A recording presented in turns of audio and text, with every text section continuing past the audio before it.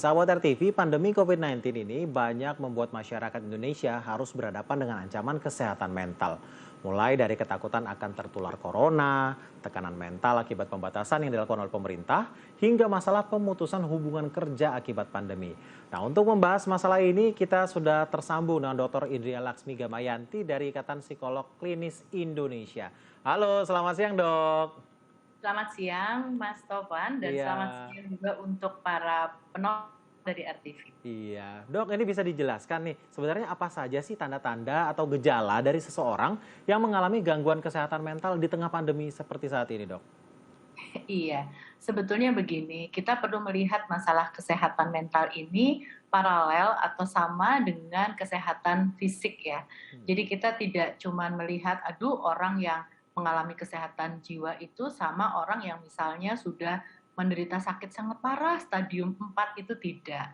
Tetapi pusing-pusing itu juga sudah ada gangguan fisik kan. Jadi gangguan kesehatan jiwa pun dimulai dari perasaan cemas, perasaan tidak nyaman, perasaan yang mungkin bingung apa yang harus dilakukan, itu sudah merupakan tanda-tanda awal. Nah, kemudian apakah ini sudah menjadi gangguan atau tidak, ini bisa dilihat dari seberapa hal tersebut sudah mengganggu pada kehidupan kita sehari-hari, mengganggu produktivitas kita, dan mengganggu keterlibatan kita dengan orang-orang lain di sekitar kita.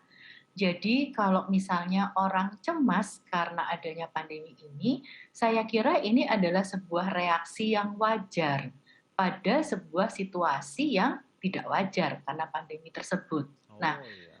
tetapi dengan kecemasan ini kan justru kita bisa melakukan sesuatu, antisipasi-antisipasi agar kita tidak eh, terjangkit atau kita tidak terkena penyakit atau pandemi ini.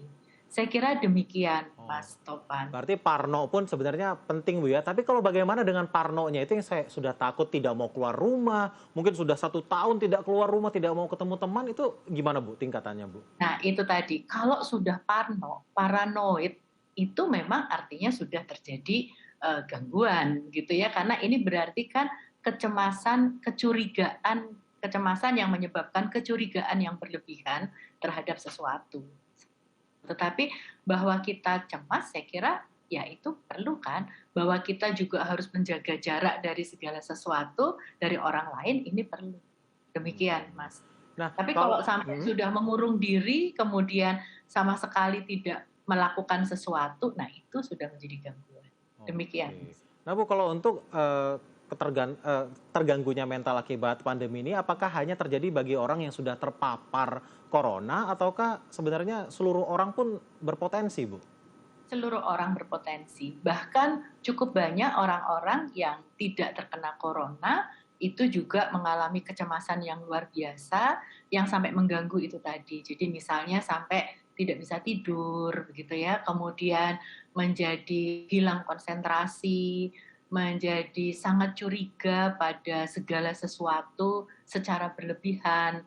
Nah, ini sudah mengganggu. Kalau demikian artinya ya sudah perlu ada langkah-langkah yang dilakukan untuk memulihkan agar kecemasan itu bisa terkelola secara baik dan bisa kembali menjadi berperilaku secara normal. Saya kira demikian, Mas Nah, Topan. mungkin langkah atau tahapan yang paling awal, mungkin kita udah merasa, wah sepertinya saya mengalami gangguan nih masalah kesehatan mental. Apa, Bu, yang harus dilakukan nih, Bu? Baik, saya kira memang kita perlu untuk melatih diri kita selalu berpikir positif ya, bahwa kita bersikap waspada itu memang penting, tetapi artinya tadi, kalau kita melihat kriteria WHO tentang kesehatan jiwa itu sendiri, yang pertama adalah orang itu menyadari akan kemampuan-kemampuannya, baik sisi positif maupun negatif, begitu, dan kemudian dia mampu untuk mengatasi potensi-potensi negatif yang dia rasakan. Sehingga kalau saya cemas, lalu apa yang bisa saya lakukan agar kecemasan ini tetap terkelola? Kriteria yang kedua adalah produktif. Jadi saya tetap bisa produktif sesuai dengan tugas dan fungsi saya. Kemudian juga masih tetap bisa terhubung dengan orang-orang terdekat dan berkontribusi terhadap lingkungannya. Nah, saya kira ini kan kemudian yang memang kita perlu melakukan hal tersebut. Misalnya tadi kita mencoba mengevaluasi diri kita sendiri, kemudian kita mendengarkan berita-berita yang positif lah, saya kira yang penting jangan nonton yang hoax-hoax yang membuat kita menjadi semakin cemas dan semakin curiga, tetap beraktivitas seberapapun kecilnya dan tetap terhubung dengan orang-orang di sekitar kita. Ini adalah beberapa hal langkah awal yang perlu dilakukan. Saya kira demikian, Mas. Oke, baik. Terima kasih Dokter Endrian yang sudah bergabung bersama kami di Lensa Indonesia siang kali ini. Terima kasih, Dok.